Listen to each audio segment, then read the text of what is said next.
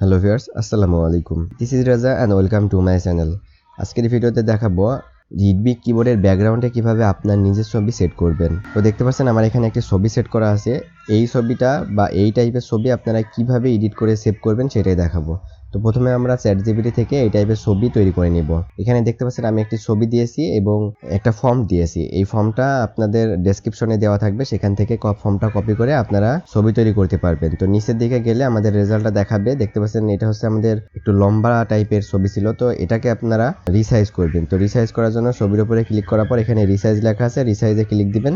তো রিসাইজ করার জন্য এখানে অনেকগুলো সাইজ আছে। তো কিবোর্ডের সাইজটা হবে ওয়াইড 3.2 কিংবা ল্যান্ডস্কেপ 4.3। তো এখান থেকে যে কোনো একটা দিয়ে দিবেন আপনারা। তো দেওয়ার পরে এখানে যে রেজাল্টটা আসবে নিচের দিকে, সেই রেজাল্টটা এই হচ্ছে আমার ছবিটা। এই ছবিটা এখন আমরা ব্যাকগ্রাউন্ডে সেট করব।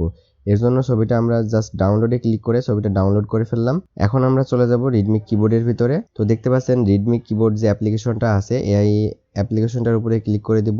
এরপর এখানে থিম নামের একটি অপশন পাবো, এখানে থিমে ক্লিক করব। এরপর ক্রিয়েট থিম যে অপশনটা আছে, এই ক্রিয়েট থিম এই অপশনটার উপরে ক্লিক করে দিব।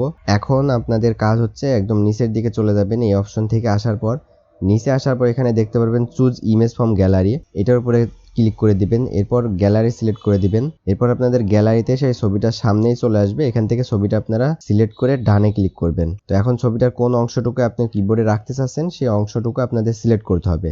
যদি পুরো ছবিটা রাখতে চান তাহলে পুরো ছবিটা এইভাবে সিলেক্ট করবেন, আর যদি ছবির কোনো নির্দিষ্ট অংশ রাখতে চান তাহলে যেইটুকু অংশ আপনি ছবি রাখতে চান সেইটুকু অংশ এইভাবে সিলেক্ট করে উপরে দেখতে পারবেন ক্রপ লেখা আছে, এই ক্রপে ক্লিক করে দিবেন। ক্রপে ক্লিক করার পর আমাদের সামনে দেখতে পাচ্ছেন এটা প্রফেশনাল লাগছে না, এই যে এখানে কিবোর্ডের অক্ষরগুলো শেপ আকারে আছে। তো এই শেপটা আমরা এখন সরাই দিব। তো এই শেপটা সরানোর জন্য কি অপশনে যাব, কি অপশনে ক্লিক করব। এরপর নিচের দিকে যে কি ব্রাইটনেস যে অপশনটা আছে, কি ব্রাইটনেসটা আমরা একটু লো করে দেব, একদম 0 করে দিলাম। এখন আমাদের লেখাগুলো কিন্তু খুব বেশি ভালোভাবে বোঝা যাচ্ছে না। লেখাগুলো বোঝার জন্য আমাদের কি করতে হবে, ব্যাকগ্রাউন্ড অপশনে আসতে হবে।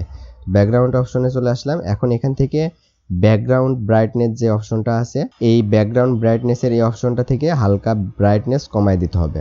আপনার যতটুকু পরিমাণ ভালো লাগবে সেই পরিমাণ রেখে এটা জাস্ট উপরে একদম সেভ অপশন থেকে সেভ করে দিবেন। থিমসের একটা নাম দিতে পারেন। থিম নেমে আমি দিয়ে দিলাম আমার চ্যানেলের নাম অ্যান্ড্রয়েড রাজা। তো এখান থেকে এখন সেভ করে দিচ্ছি। তো থিমটা আমার সেট হয়ে গেছে। এখন আমরা যদি চাই এখান থেকে এই যে আমার যে অ্যান্ড্রয়েড রাজা থিমটা আছে এটার উপরে ক্লিক করলে এই থিমটা আমার কিবোর্ডে সেট হয়ে যাবে। থিমটা আমার কিবোর্ডে সেট করার জন্য অ্যাপ্লাই করে দিলাম।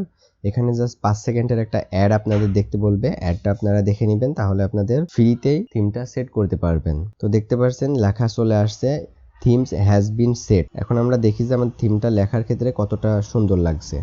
তো দেখতে পাচ্ছেন থিমটা আমার এখানে কিন্তু চলে আসছে।